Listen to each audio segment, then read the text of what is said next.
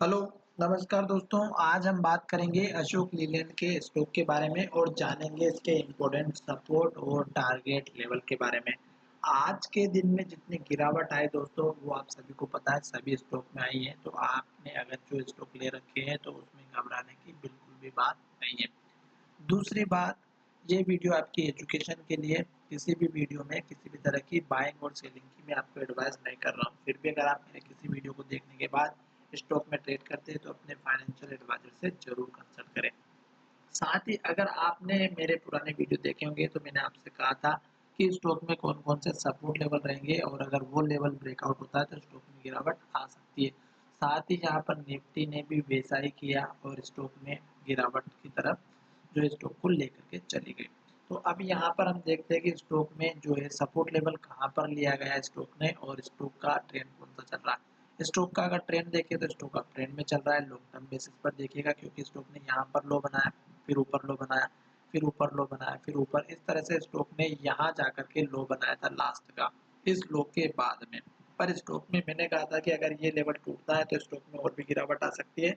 पर साथ ही यहाँ पर जो है गिरावट के साथ में स्टॉक में इस कैंडल के लो के पहले स्टॉक ने लो बनाया और फिर से ऊपर चला गया दोस्तों। तो कहने का मतलब ये है कि अगर स्टॉक इस लेवल को तोड़ देता है, और ये लेवल बहुत ही भयंकर है दोस्तों सपोर्ट लेवल बेसिस पर, क्योंकि स्टॉक ने यहाँ पर भी जो है रेजिस्टेंस लिया था, यहाँ पर सपोर्ट लिया था और यहाँ पर भी जो है रेजिस्टेंस लिया हुआ था। तो ये स्टॉक ये सपोर्ट लेवल इतना इम्पोर्टेंट है कि स्टॉक अगर इस लेवल को तोड़ेगा तो स्टॉक में बहुत भारी गिरावट आ सकती है। उसके बाद में मैं आपको लेवल्स दिखा दूंगा किसी और वीडियो में, जब स्टॉक अगर इस लेवल को तोड़ता है तो।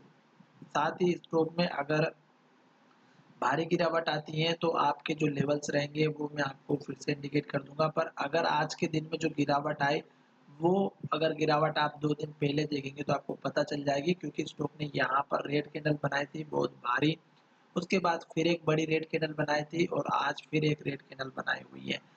यानी कि स्टॉक में गिरावट ऑलरेडी चल रही थी और स्टॉक ने अपना जो पिछला हाई था ₹102 का, मैंने पुराने वीडियो में कहा था कि अगर ये ब्रेक होगा तभी हमें स्टॉक में अप ट्रेंड देखने को मिलेगा। और साथ ही मैंने इस कैंडल के लो का जो है सपोर्ट लेवल बताया था, यहाँ पर देख सकते हैं अगर ये लेवल टूटता है तो गिरावट आ सकती है। तो ये लेवल तो टूट चुका है और स्टॉक में गिरावट भी आई। ये निफ्टी की वजह से भी आई है दोस्तों, पर स्टॉक ने फिर से रिकवरी कर ली है, फिर से स्टॉक अपने ऊपर के पॉइंट की तरफ जा चुका है। अगर स्टॉक इस लेवल को तोड़ता है, अब 87.80 का ये लेवल टूटता है 87 का, तो स्टॉक में फिर से गिरावट कंटिन्यू रहेगी। ठीक है। अब रही बात सपोर्ट की, अब स्टॉक के लेवल्स की बात करते हैं कि कल के दिन में अगर स्टॉक अप ट्रेंड में रहता है तो आपको टारगेट कौन से रखने, तो आपको टारगेट रखना है इस कैंडल का हाई, पहला टारगेट 95.95 का, और दूसरा टारगेट रखना है आपको इस कैंडल के हाई के पास का, और तीसरा रखना है इस कैंडल का हाई ₹102 के आसपास का। अगर ₹102 का लेवल ब्रेक होता है और स्टॉक ऊपर की तरफ जाता है, डिलीवरी परसेंटेज अच्छे आते हैं और साथ ही ग्रीन कैंडल बनती है और हाई के पास क्लोजिंग होती है, तो आपको सबसे छोटा टारगेट जो रखना है वो रखना है आपको यहाँ पर इस कैंडल का हाई ₹122 का, और उसके बाद का जो लेवल रहेगा वो रहेगा आपका यहाँ पर लगभग हमारा इस कैंडल का हाई, और ये लेवल है हमारा यहाँ पर ₹132 का। ये दो टारगेट मैंने आपको लॉन्ग टर्म बेसिस पर बताया है, और सपोर्ट लेवल मैं ऑलरेडी बता चुका हूँ या स्टॉप लॉस बता चुका हूँ, जो लोग लॉन्ग टर्म बेसिस पर या शॉर्ट टर्म बेसिस पर काम करते हैं। धन्यवाद दोस्तों, मिलेंगे नए वीडियो में।